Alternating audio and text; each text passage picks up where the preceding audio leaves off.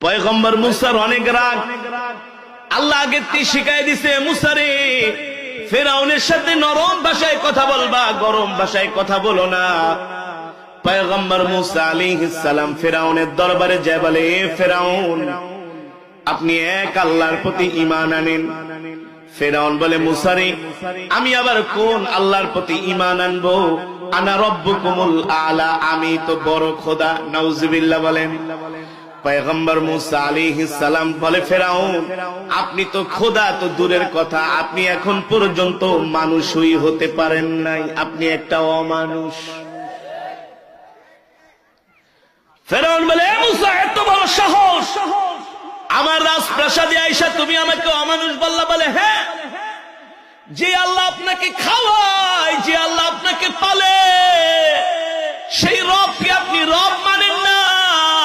যে এই দুনিয়ার জমিনে আল্লাহর রিজিক খায়া, আল্লাহর দেওয়া অক্সিজেন গ্রহণ করে যে আল্লাহকে আল্লাহ মানে না। আল্লাহ বলতেছেন, উলাইকা কাল আনআমি বাল হুম আযাল, তারা চতুষ্পদ জন্তুর চাইতে আরো নিকৃষ্ট। আল্লাহর কোরআন ঠিক কিনা বলেন? আমাদের কথা না। পয়গম্বর মুসা বলে, ফেরাউন, আপনি এখন পর্যন্ত মানুষই হইতে পারেন নাই, আপনি তো খোদা হবেন দূরের কথা।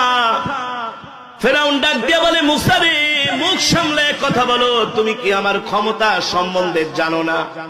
মুসা আলাইহিস সালাম বলে, আমি আপনার ক্ষমতা সম্বন্ধে জানি, আপনি কি আমাকে চিনেন না? আমি কিন্তু আপনাকে ছোটবেলায় একটা থাপ্পড় মারছিলাম। কথা বলেন, কথা বলেন। পয়গম্বর মুসা ছোটবেলায় ফেরাউনকে, তাও বাম হাত দিয়া, কোন হাত দিয়া? পয়গম্বরকে চুমু দিতে গিয়েছিলেন। আল্লাহ তাআলা বলে, দেখ আমার ক্ষমতা, আমার কারিশমা কাকে বলে। পয়গম্বর মুসা আলাইহিস সালাম ছোটবেলায় একটা থাপ্পড় মারছে ফেরাউনের গালে। পয়গম্বর মুসা বলে, শোনেন ফেরাউন, শুধু আল্লাহ আমাকে বলে দিছে, ফাকুলা লাহু কাওলাল লাইয়িনাল লাআল্লাহু ইয়াতাযাক্কারু আও ইয়াখশা।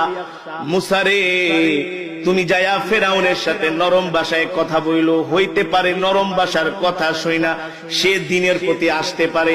এই কারণে এ ফেরাউন, আমি আপনার সাথে নরম ভাষায় কথা বলছি, নরম ভাষায় কথা বলছি দেখাই আপনি দুর্বলতা ভাববেন না, এটা আপনার ভুল ধারণা।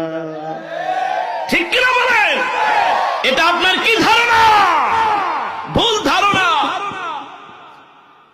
পয়গম্বর মুসা আলাইহিস সালামকে ফেরাউন উদ্দেশ্য করে বলে, আরেকটা যদি তুমি আমাকে তোমার রবের সম্বন্ধে কথা বলো, আমি তোমাকে শেষ করে দিব।